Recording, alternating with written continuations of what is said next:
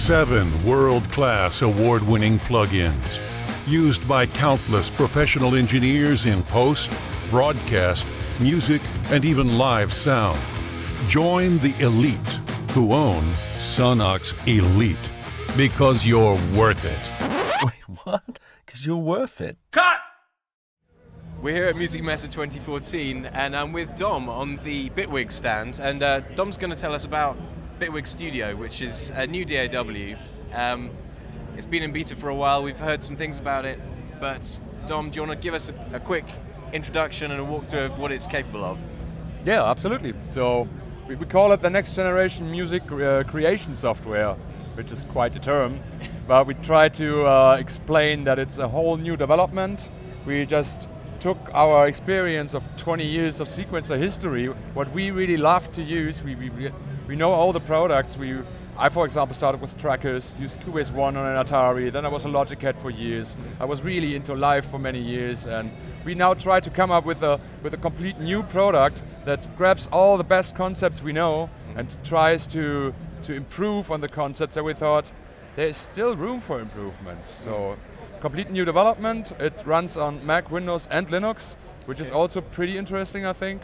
As we could start from scratch, it was easier as for other companies to do that because we don't have to port the software. We would develop on it on all 3 platforms at the same time. So yeah, why next generation? It has a highest 32-bit floating point audio engine. It does 32-bit and 64-bit bridging. Okay. It even does sandboxing for VST plugins. This means a plugin that we load will get executed in its own process. If it crashes, it's not crashing our host. As we don't execute the code, it runs like a standalone application. Okay. And this is really great for performance software if you be on stage. You even get a little window saying, this plugin crashed, want to reload it while the song is running. Okay, so it doesn't even touch the audio engine, basically. You're not crashing anything out Exactly, at all. exactly. It's really running in parallel to the audio engine. Okay. And even the audio engine and the user interface are running side by side. We have we can open multiple projects. Just as you maybe know from your browser, you get tabs. Okay. And you can just drag and drop between those clips, devices, tracks, whatever. And the track that you want to play, the project you want to play, you just activate the audio engine for that on the top left orange button over there.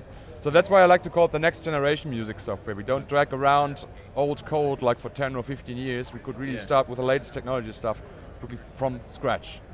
So in terms of what it's capable of for performance and as a recording software, well, what are you doing with that? What's it all about? It looks like you've got clips there going on. Exactly, you have the old approach with a normal arrange view. You can put that to the side. This would be like in Cubase and Logic, all the old DAWs that we basically know. But we also have a clip launcher, something that other software like Ableton Live pioneered in, for example. But we put the clip launcher also side by side to the arrangement so that you can see it at the same time. Yeah. And we like to call it a music creation software. We are, especially in version 1, not aiming at replacing Pro Tools or Cubase or whatever. Basically all those DAWs where you would sit in a big studio, a band comes in, and your duty would be now to track them and edit them and mix them down.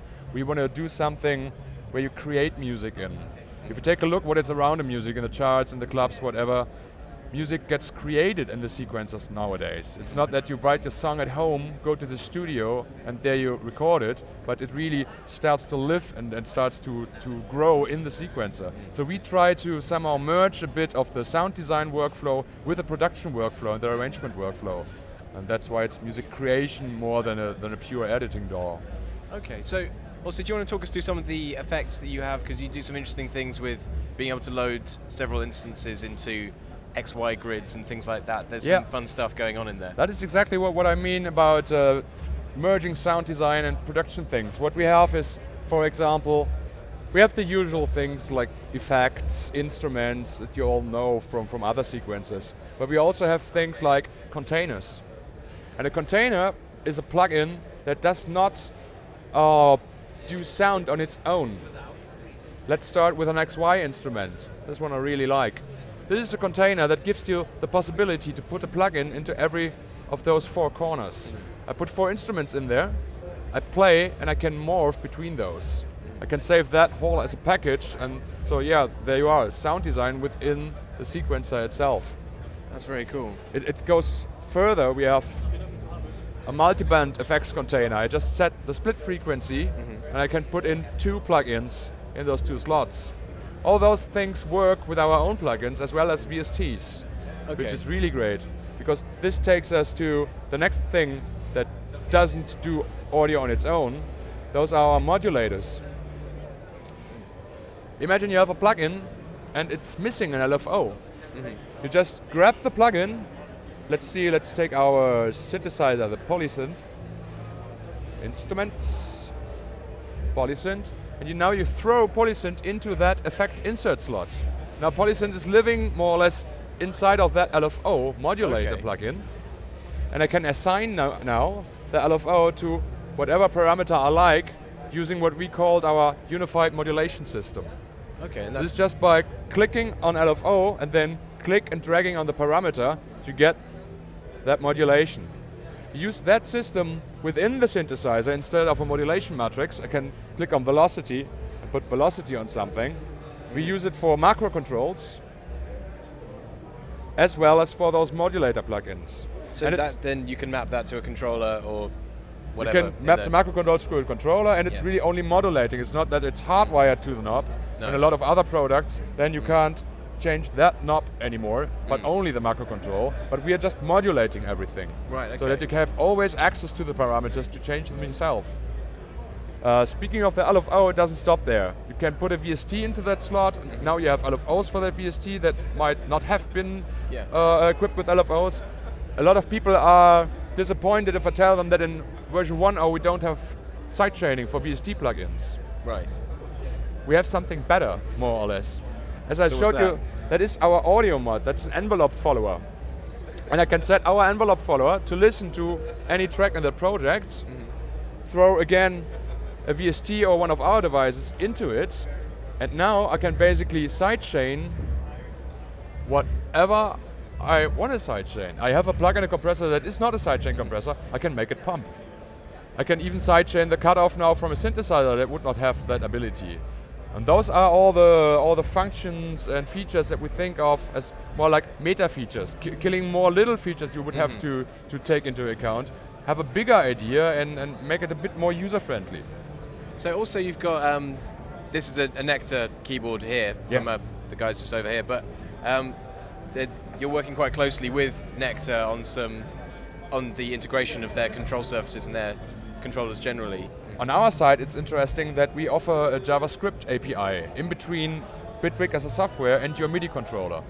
This means you can use JavaScript to translate MIDI messages to whatever they should do in our software. You get a big list of, that's a reference list of the API, where you can see how to maybe navigate tracks, navigate plugins, create a clip. We made the Launchpad. We turned it into a TR-style running light sequencer that sequences notes directly into clips. Because I like stuff like the old TR machines, I like machine, but there's a layer in between. I have the machine VST, for example, and I have to get the content from there into the sequencer. And again, let's merge that directly into the sequencer. This JavaScript API is public. Anyone who wants to dig into that can script things, and Tim did a great job on scripting it for the panorama. He did a step sequencer. You can just hold a note, put a step in. You can set up the velocity for every step with the faders. You can control all our instruments. You get the preset names of our instruments in the display, and so on. It's really a great integration. It's just possible with any product out there. Excellent. So, how much is Bitwig Studio going to cost then, and when's it going to be available? It will be available in 2 weeks, March 26th. And it will be 299 euros. Fantastic. Okay, well, thanks very much for your time, Dom. Thanks too. Cheers. Bye.